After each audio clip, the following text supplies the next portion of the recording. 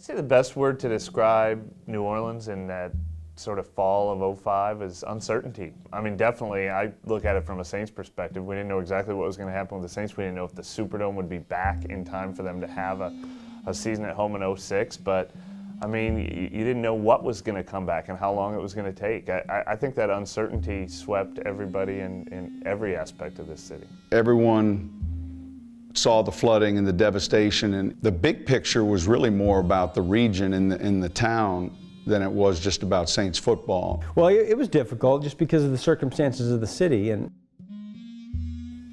but we got the right staff. We got a lot of good coaches. We had a good mix of veterans and young coaches, and you know, it's funny how the offseason goes. You talk about the NFL Combine and you talk about all the draft picks, and they had the number 2 pick in the draft, so we focused a lot on which quarterback they liked. We were at the Combine focusing on Vince Young and Matt Leinart, and the last day of the Combine, I believe, we found out that San Diego had released Drew. And Drew Brees was one of these quarterbacks, even though he had the questions about the shoulder.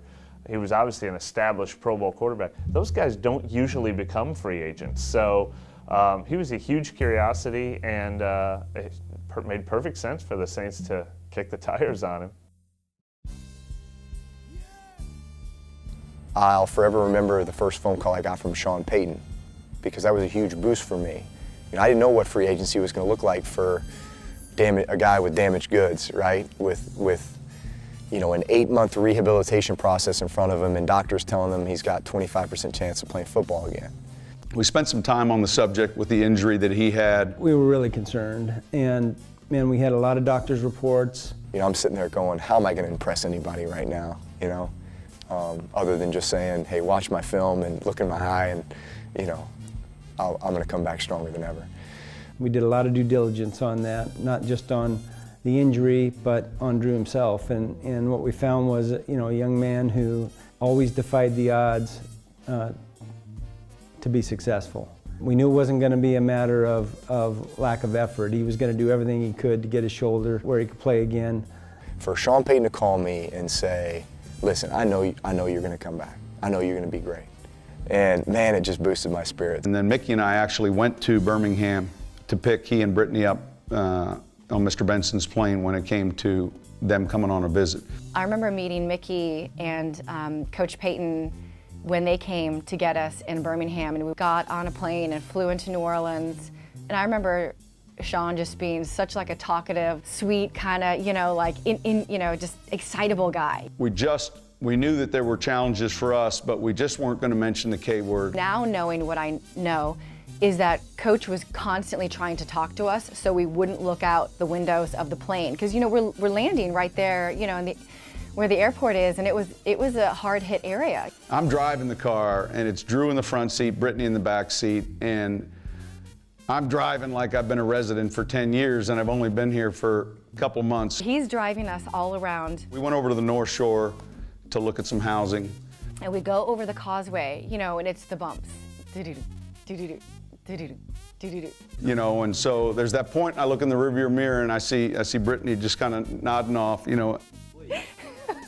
Well, I was exhausted. I have to admit, I was exhausted at that time because we were kind of all over the place. And we get lost. And somewhere off the causeway, I ended up spun around, and I know I was heading towards Baton Rouge, and he's starting to panic. So I start laughing because we are so lost. I'd say 2 of the hours were spent lost. 1 hour was spent looking at a few homes. In a really bad area. You know, there was not only devastation, but I mean, I don't even know if we're gonna get out at this point. And I'm thinking, I might as well just like drive them to the airport and put them on the Miami Dolphins plane. You know, Coach always does what he does best, is he's gonna smooth it over, he's gonna make it work, and everything's gonna be fine.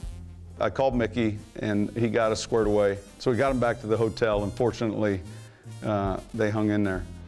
And it just came down to what Drew, I think, has said so many times, you know, New Orleans believed in him.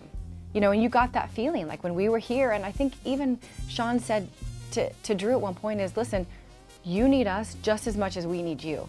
You know, that was the season where the group of castaways had been signed by Mickey Loomis and Sean Payton to come to hurricane-ravaged New Orleans and put together a team and see if we could go out and compete and win some games. Scale this tree, right? Yeah, don't live. He falls. There you go. Joe, what impact has Drew had on this team? I'll try to. Oh man, big time leadership. The day one when I met Drew, he was 150% downhill, ready to go. Wanted to be a leader. Then when he got on the football field, knowing he couldn't throw the ball, he was still involved. He was still trying to be the general, trying to be the leader, and I like that. Are you allowed to throw it? Yeah, I mean, allowed to throw it. I throw it. Yeah, 80 throws is about what I'm at, and then 55 yards probably at this point, and then gradually I'll just build it up through camp. I think, I reached my limit as far as where I could go with rehab. Obviously, it was his first day out throwing in a team setting. We had to kind of battle through some things, and there's some things that look rusty, but overall I thought he threw it around pretty well. He was not 100% one bit as far as training camp was concerned, and I saw it because I wasn't 100% myself. And so a lot of days, he may go out and practice, but the velocity was not there. The arm strength had not gotten back completely, but he continued to rehab. He continued to strengthen it. I didn't have a sense in my mind of what Drew Brees should look like, so it was hard for me to evaluate him in those early practices and training camp and OTAs and say where he was at in his recovery.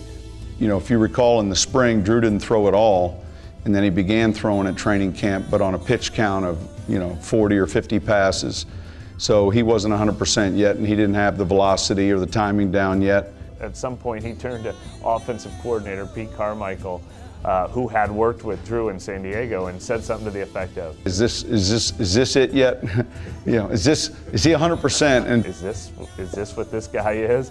And Pete Carmichael apparently insisted, no, there's more. As a coach, there's probably a little anxiety as you're getting through training camp early on, a couple preseason games early, and maybe the ball is just not coming out as well as you'd like. But again, the doctors just said, hey, process, you just got to trust it. We'll see. You can always talk about how much talent you got on your team, but until that first snap on Sunday, when the real bullets start flying, we really start playing football teams across the league, you can't really tell. This team looked awful during the preseason. They got blown out in the preseason games. It looked sloppy. They had run these guys into the ground in training camp in Millsaps. It just, expectations couldn't be lower for the Saints heading into that year. There were stretches during that season or early in that process where we weren't sure if we were going to win a game. I remember we played Indianapolis, and he had an interception in the game, and the ball floated on him a little.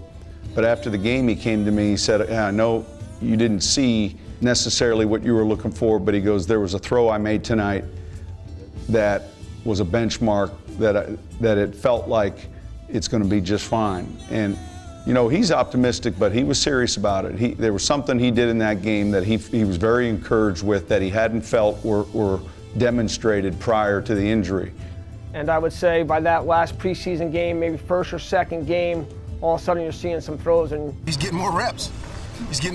And obviously his arm is strong enough to throw the passes that a lot of people didn't think he'd be able to throw right now. So we won at Cleveland, we won at Green Bay, we come back and win Monday night at Atlanta, and then we felt like, man, we can do this.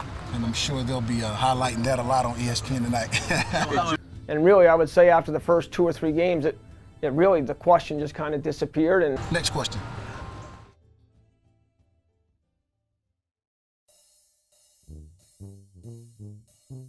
I think everybody felt confident this could be a playoff team. They could win the division. That was never out of hand. But the game that cemented it was at Dallas.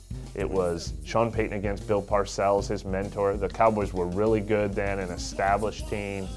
And not only did the Saints squeak one out, they rolled on the Dallas Cowboys in that game. You could tell he had like a special book that he had probably written up that summer for when we play Bill Parcells in Dallas. I'm going to use this, this, and this. And I remember Payton later saying they enjoyed that win so long that they asked the pilot to take like an extra long flight home from Dallas so they could all celebrate on the plane together. But that was the one. That was the one where they went from good story to, wow, one of the best teams in the NFC, no doubt about it. I think we overachieved quite a bit that year.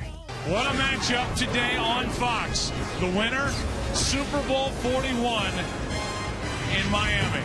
I bet if you asked Sean Payton if he could have one do-over in his entire career, it might be the playoff game in Chicago. Now, they might never have won that game anyway. The Chicago Bears were so good. They had a great defense on their side, and they had the weather on their side. It was kind of an icy, wet day. There were a couple dropped passes early in that game. It just didn't work out that well. There was a point where they had actually had the chance to take the lead in the second half, and they attempt a long field goal, and they missed that field goal, and eventually the Bears run away with it. But that's a game that probably could have played out a lot better. But look, enough improbable things happened in that 2006 season. I guess it was too much to ask for one more improbable victory. We knew after that game, the nucleus was there. You know, that was probably riding on pure emotion and grit and determination and, you know, just the city behind us, the bond that was being created. I mean, it was magical.